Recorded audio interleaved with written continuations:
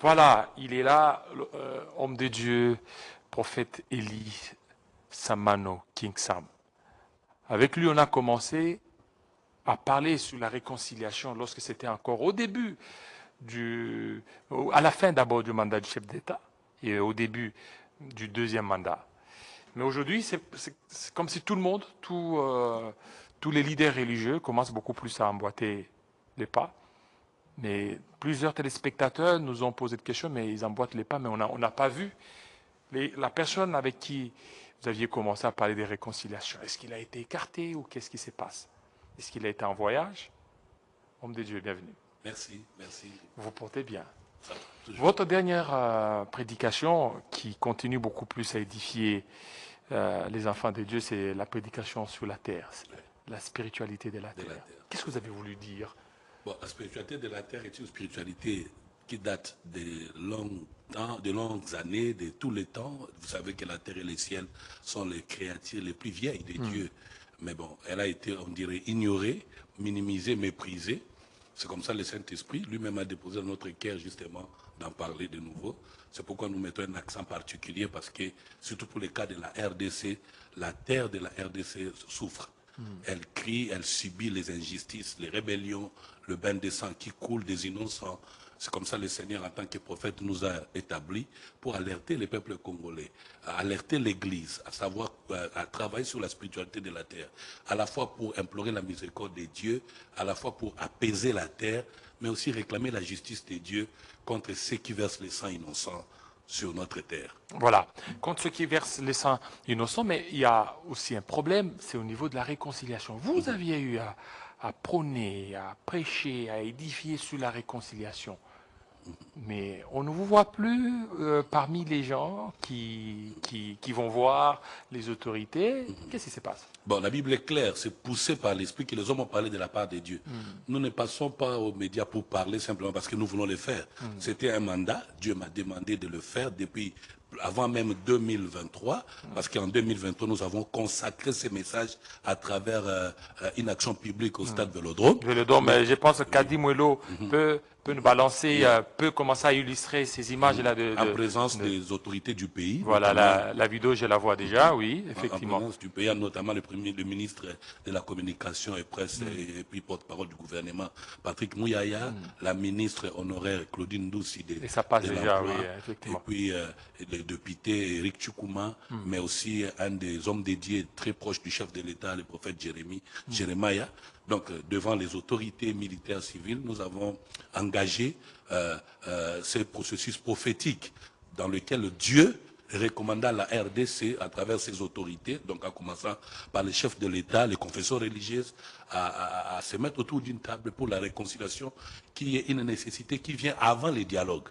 Maintenant, comme vous l'avez introduit, malheureusement, nous avons été voir tout le monde, même certains leaders religieux que je vois, qui passent régulièrement au niveau des médias et qui veulent s'approprier ce message, ce qui est vraiment une malhonnêteté par rapport à l'office prophétique. Parce que moi, je crois que Dieu parle à tout le monde. Il parle tantôt d'une manière, tantôt d'une autre.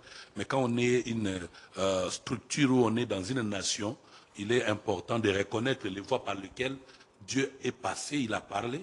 Et vous ne pouvez pas commencer par vous approprier une position prophétique dont nous autres, nous avons payé le prix. Vous vous rappelez que j'ai été convoqué plusieurs fois, menacé, même des morts.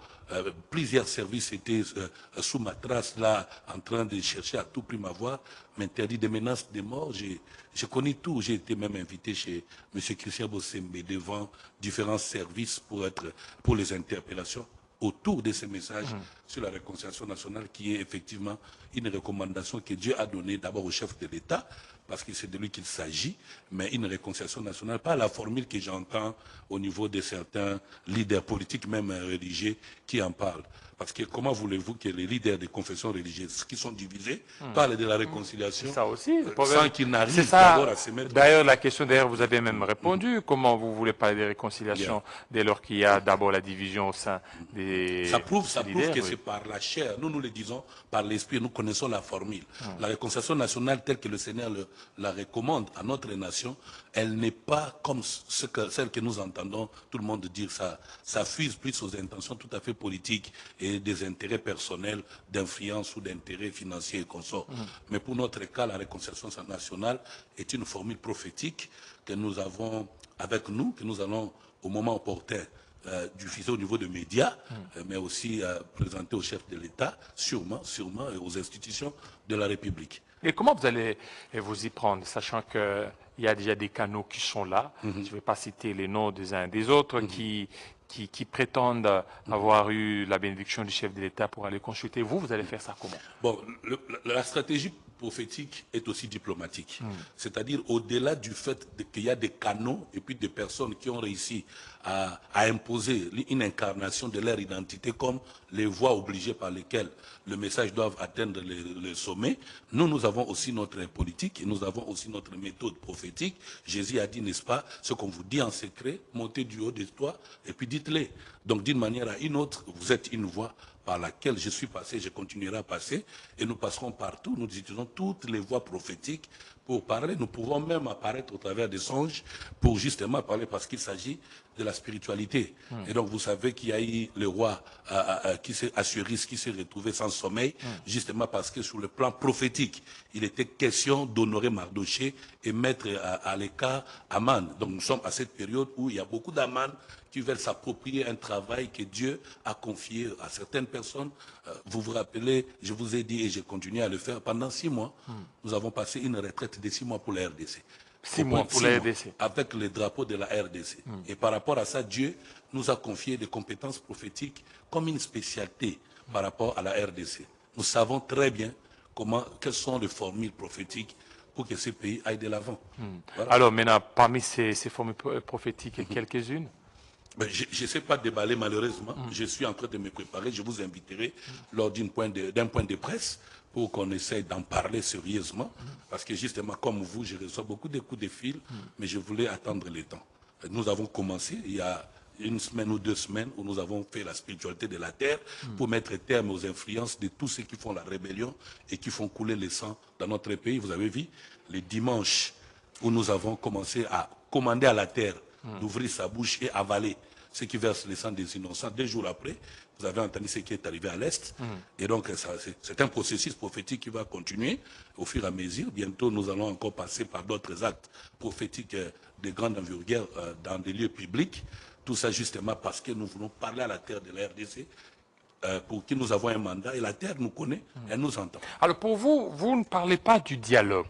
Pour vous, c'est une réconciliation. Qu'est-ce que vous avez voulu mettre comme distinguo? Le dialogue, c'est, par rapport à la culture politique de notre pays, le dialogue est devenu une rencontre exclusivement politique. Ce qui fait que le politicien se retrouve. D'ailleurs, c'est l'une des raisons de cause des guerres que nous connaissons. Ils savent désormais qu'il faut créer des guerres, des tensions pour qu'il y ait une rencontre, afin de partager les gâteaux. Et c'est ce qui fait que nous continuons à pérenniser des rébellions, des guerres, des tensions d'insécurité qui parfois vont jusqu'au niveau des découpages de la RDC. Alors que la réconciliation, ici, il s'agit d'un travail profond de cœur, où les hommes se décident désormais, pour nous, plus question de guerre, pour accéder au pouvoir. Désormais, plus question de faire la guerre en violant les lois du pays, la constitution. Il faut consacrer les valeurs étatiques, consacrer les valeurs politiques comme régies dans notre constitution. Mais au-delà de ça, il y a maintenant une démarche. La réconciliation a des étapes. Il y a des catégories de personnes qu'il faut contacter pour arriver à la réconciliation. Elle commence d'abord avec Dieu. Le peuple congolais doit se réconcilier avec Dieu. Ensuite, il y a la réconciliation avec certaines entités qui représentent Dieu, qui sont des chefs de terre et consorts. Je profite d'ailleurs pour lancer un appel vibrant aux chefs, les chefs coutumiers, qui sont dans une sorte de forum. J'ai vu le président de la République inaugurer leur séance, à savoir que c'est maintenant le temps pour eux de jouer un grand rôle. Je les ai vus parfois passer à la télé pour aller au cimetière, crier, invoquer pour que tout s'apaise. Ça n'a pas marché, mais ce qui peut marcher effectivement à l'issue de leur forum, ils peuvent nous contacter, nous avons des formules pour les proposer en tant que prophètes. Parce que les chefs de terre doivent écouter des prophètes. Les rois doivent écouter les prophètes. Les prêtres doivent écouter les prophètes. Et la situation que traverse notre pays actuellement est une situation où le regard doit être tourné vers les prophètes. Malheureusement, on continue d'abord à regarder ailleurs et puis les prêtres veulent prendre la place des prophètes, ainsi de suite. C'est comme ça qu'il y a cette cacophonie. Oui, maintenant, il y a les gens qui peuvent parler un peu de cette confusion, comment un prophète peut s'attendre à ce que les chefs coutumiers viennent. On sait que les chefs coutumiers, ils ont le pouvoir ancestral, le pouvoir coutumier. C'est quoi la relation? Dans le rouage de chaque chef coutumier, il y a toujours des prophètes. Toujours. Et nous n'attendons pas que les prophètes, que les chefs coutumiers viennent vers nous. Par respect, par honneur, nous pouvons aller vers eux. C'est ce que nous allons faire.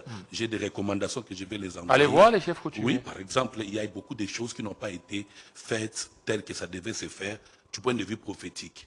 Dès que le président de la République a eu accès à son pouvoir, il fallait un mandat royal parce que la chefferie marche sous le pouvoir de la royauté. Ce mandat royal devait lui être accordé.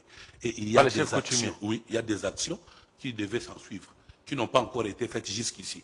Les chefs coutumiers ont plutôt subi les principes d'une tradition politique par rapport au moment d'accession à un chef au pouvoir, par rapport à la prestation des serments. Or, en dehors de tous ces symboles-là, il y a des actions que des chefs de terre devaient faire accompagner de l'investiture du chef de l'État.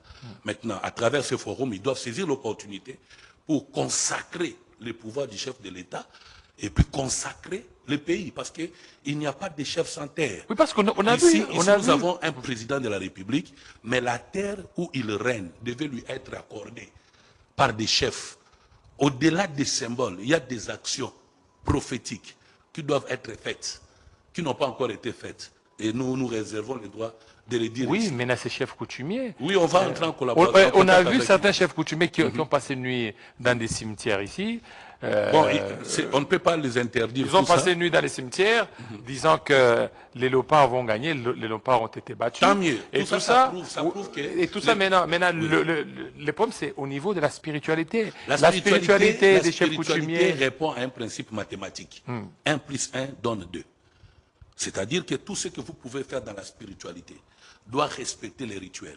Quand vous êtes en dehors de ces rituels, qui que vous soyez, chef coutumier, pasteur, prophète, ça ne marche pas. Ici, le problème de la RDC, il est avant tout un problème de la terre. La terre de la RDC a avalé le sang des innocents pendant des décennies. Et la terre de la RDC est dans l'ivresse. C'est comme ça qu'il faut résoudre le problème de la terre. Il faut à tout prix se réconcilier avec la terre de la RDC. Comment il faut se réconcilier? C'est ça, il faut qu'on nous consulte. C'est pourquoi j'ai dit, il y en a qui passent à la télé, soit-il prêtre, archevêque, consort. C'est pas trop mystique, ça ne suffit pas. C'est pas trop mystique. Non, c'est trop spirituel.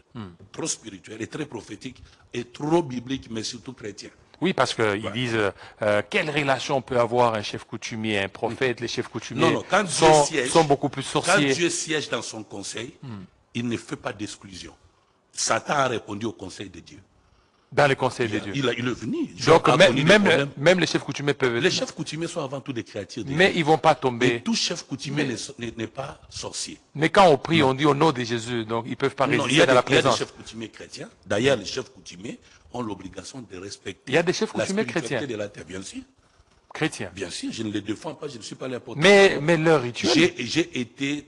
par rapport à la mission en tant que prédicateur de l'évangile vers le Bas-Congo, dans certains villages, Kiasunga, Fumbi, beaucoup de villages là-bas, où j'ai prêché la parole. J'ai amené à Christ même des chefs coutumiers qui ont donné leur vie à Christ. J'ai fait la cérémonie des Saintes Seines avec des chefs coutumiers dans des villages. Ils cessent d'être chefs coutumiers ou bien continuent? Être chef coutumier ne fait pas d'un homme un sorcier. Ça peut faire de lui un homme spirituel, mais pas forcément un sorcier. Il ne faut pas confondre la culture à la sorcellerie. Il ne faut pas confondre la tradition à la sorcellerie. Et malheureusement, c'est là qu'il y a une crise de spiritualité dans notre pays. Nous appelons conjuration ce qui ne l'est pas, malheureusement. Ça, c'est bien. C'est comme ça je suis archevêque du christianisme authentique. Mon travail, c'est de montrer que Jésus-Christ n'a jamais été ennemi de ceux qui sont venus vers lui. Il n'a chassé aucune personne qu'il a suivi au désert. Au contraire, il a nourri tout le monde. Vous voyez? Mais dans notre pays, il y a cet évangile d'exclusion. il y a cette spiritualité d'exclusion, des complexes, d'intimidation et de peur, des apparences dont le fond est totalement nul. Voilà, ça c'est bien, ça c'est bien dit. Homme de Dieu, King Sam, le prophète Élie Samano, archevêque. Oui, oui, On- christianisme authentique. Voilà, on va certainement revenir. On aura vraiment un temps, 45-30 minutes ou 45 ou 1 heure, pour revenir sur l'archevêché dans le christianisme. On va revenir, certainement. Alors, merci fidèles téléspectateurs. Tout à l'heure, la grande édition de Christopher Ochukuma. Il sera 19 h à Kinshasa, 20 h dans l'Est de la République démocratique du Congo.